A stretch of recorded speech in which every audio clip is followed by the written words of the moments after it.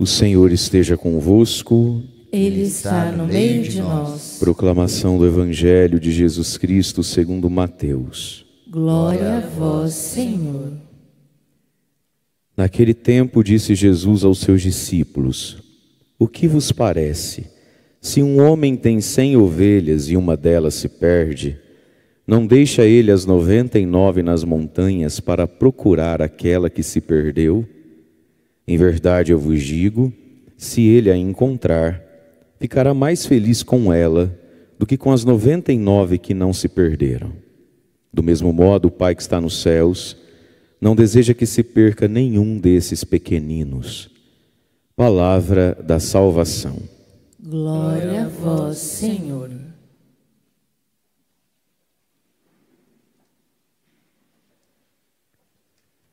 Irmãos e irmãs, nesse tempo do Advento, nós estamos sempre lendo e escutando as leituras do Evangelho com o olhar do Natal, do Advento, aquele que há de vir.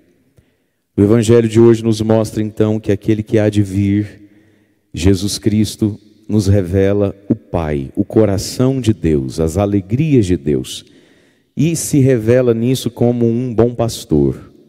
Então nós ouvimos aqui no Evangelho Jesus começando com uma pergunta: o que vos parece? O que vocês pensam? Vejam só vocês.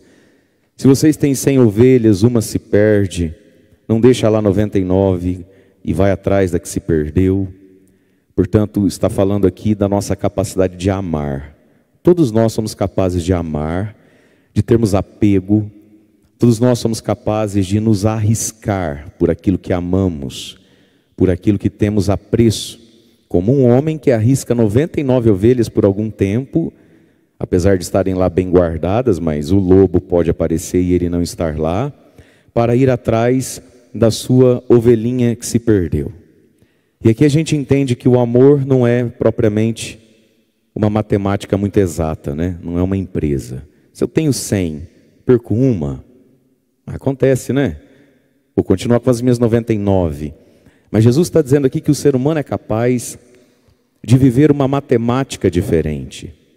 Na matemática do amor e da caridade, cada um se torna único, cada um se torna exclusivo, né? E todos, de algum modo, e cada um se tornam necessários. Deixar 99 por causa de uma não é o melhor negócio do mundo, não é racional, mas está no coração. E aí Jesus vai dizer então, quando sai para procurar, quando encontra aquela partezinha de 100, aquele 1% dos 100 que ele tem, se ele a encontrar, ele fica mais feliz com ela do que com as 99 que ele já tinha, né? A alegria do encontro, a alegria de ter de volta a ovelhinha coitadinha que quase se perdeu, quase se feriu. Aí ouvindo um evangelho como esse, a gente pode cair numa bobeirinha assim por um instante e pensar assim, bom, mas se Deus se alegra mais com a ovelhinha que se perdeu e foi encontrada, o que adianta estar entre as 99 que não se perdem? Não é verdade? Tem hora assim que parece assim que dá vontade da gente ser a ovelha perdida, né? A gente tem um testemunho para contar, sabe esse tipo de coisa? Veja, meus irmãos, a ovelha perdida é a grande alegria do bom pastor. Mas a grande alegria da nossa vida não é ser perdido, é estar no número daqueles que nem se perderam. Não compensa ser a ovelha perdida. O foco do evangelho de hoje não é a ovelha perdida, é a alegria do pastor. Então sim, Deus se alegra muito com o perdido que ele encontra. Talvez se alegre mais com o perdido que foi encontrado, reencontrado, do que com aquele que nunca se perdeu. Mas nós que não estamos perdidos, não queiramos nós nos perder. Esse não é o caminho exato da vida. Até porque muitas ovelhas se perdem e não são reencontradas. Essa aqui é a verdade também, não é? Talvez a grande maioria das ovelhas perdidas não vão ser reencontradas. Portanto, o nosso caminho é estar com o Senhor. E o evangelho de hoje está para aqui, não é para mostrar a ovelha perdida. O evangelho de hoje está aqui para mostrar Jesus. E o quanto ele revela o Pai. Alguém que se alegra com o que se perdeu, mas foi encontrado.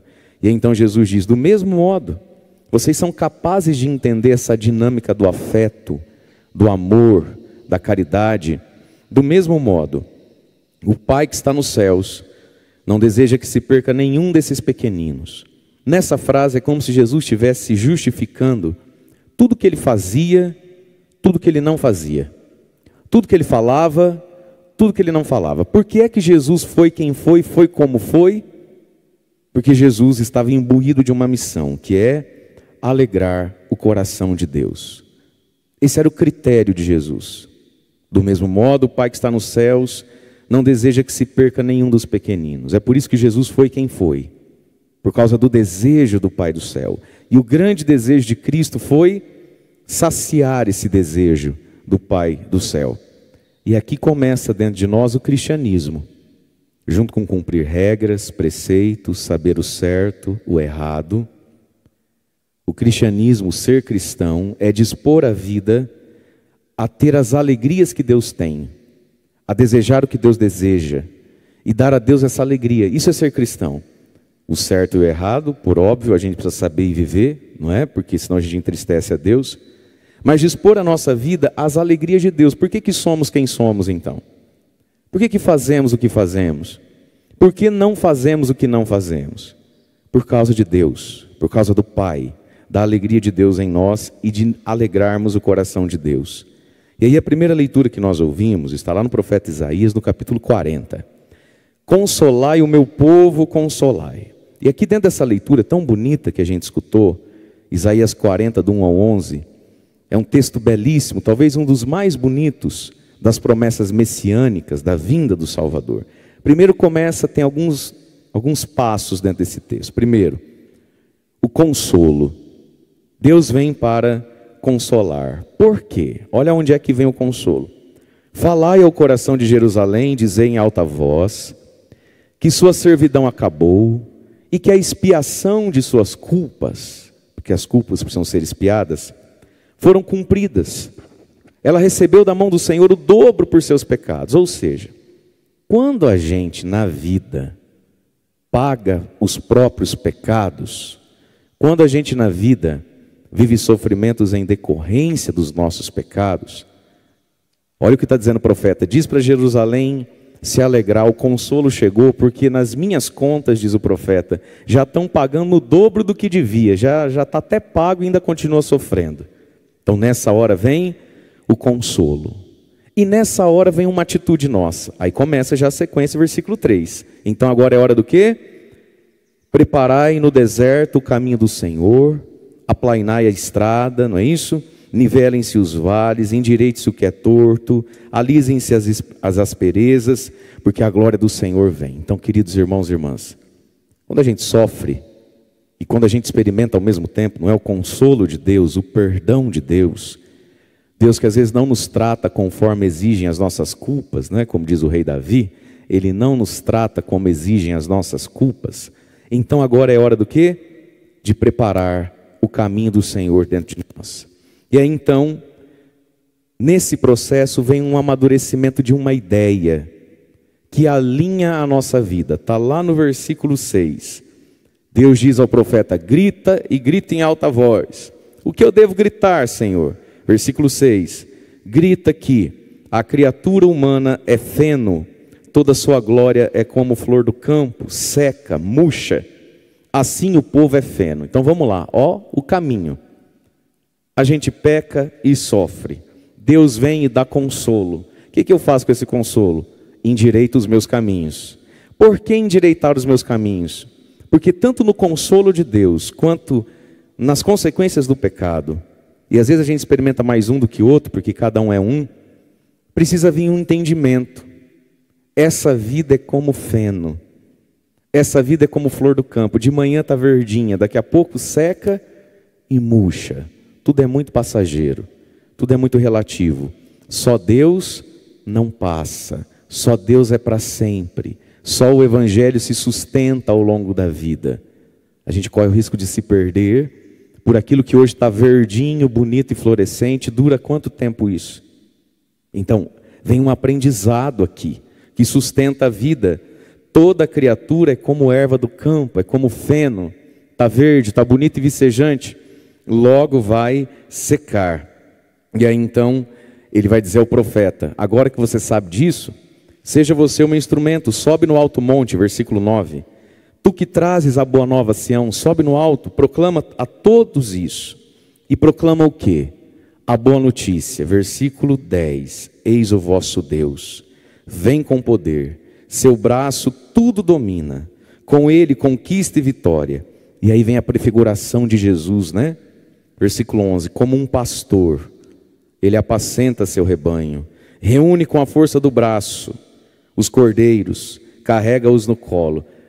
Que imagem linda de Deus. Ele é um bom pastor e com a força do braço carrega no colo. Quem garante que essa ovelhinha de fato queria estar no colo? Deus é tão misericordioso, irmãos e irmãs, que muitas vezes eu acho que na sua vida você já experimentou e eu também. Parece que Deus, em sua infinita misericórdia, de algum modo, não respeita 100% a nossa liberdade. Parece que Deus, de algum modo, usa de um braço forte com a gente e nos segura, nos prende nele, nos coloca no colo. Talvez muitos de nós já experimentamos isso, como que uma imposição de Deus sobre nós, que vai nos respeitando sim, mas no fim das contas, às vezes você olha para trás e você vê que você não conseguiu nem ir onde queria, tanto assim. Uma mão, isso que a gente chama de providência divina, né? É o braço forte do bom pastor. A providência divina que foi nos tirando daqui, nos poupando dali, intervindo ali, atrapalhando a colar. E de algum modo, a gente foi levado no colo. Sobretudo, quando menos merecia. Sobretudo, quando menos era digno disso, né? Dizem que os pastores de Israel, não sei se é assim até hoje, mas tinham esse costume. Quando eles descobriam uma ovelha muito rebeldezinha, ela é sempre aquela que escapa, né? Vai lá, quebra a pata dela, quebra a perna dela. E por um bom tempo, enquanto essa perna não sara, a ovelha anda aqui no ombro, né? Fica aqui. Igual está lá na Capela São Judas, lá aquele crucifixo bonito, né? Então fica aqui no ombro do pastor, que é para ela se acostumar com o cheiro dele, com o calor dele, o cheiro do pastor, né? Então quando a perninha sara, ela volta, elas deixam de ser rebelde. A perninha já está nova de novo. Mas teve uma experiência ali que nenhuma daquelas outras ovelhas teve, de uma proximidade maior com a voz e com o cheiro do pastor. Vai marcando a ovelha. Portanto, queridos irmãos e irmãs, grande é a misericórdia do Senhor. Se a gente esteve ou precisa estar com pata quebrada, Deus é que sabe, talvez a gente também, não é? Mas acolhamos o bom pastor e vamos dispor a nossa vida a essas alegrias. Por que é que Jesus foi quem foi? Fez o que fez, viveu como viveu, naquilo que escolheu e naquilo que renunciou, porque o Pai do céu se alegra. E esse foi o desejo de Cristo. Isso é ser cristão. As alegrias do Pai do céu. Existem alegrias do mundo, existem alegrias que todo ser humano com fé ou sem fé é capaz de se alegrar, reconhecer, e existe uma alegria do céu, uma alegria do Pai. Essa alegria foi de Jesus e essa alegria vai sendo nossa também, à medida em que a gente se dispõe a andar com Ele. Então ser cristão é saber e procurar viver o certo e o errado, mas também a alegria do Pai do céu, que é o bom pastor. Louvado seja nosso Senhor Jesus Cristo.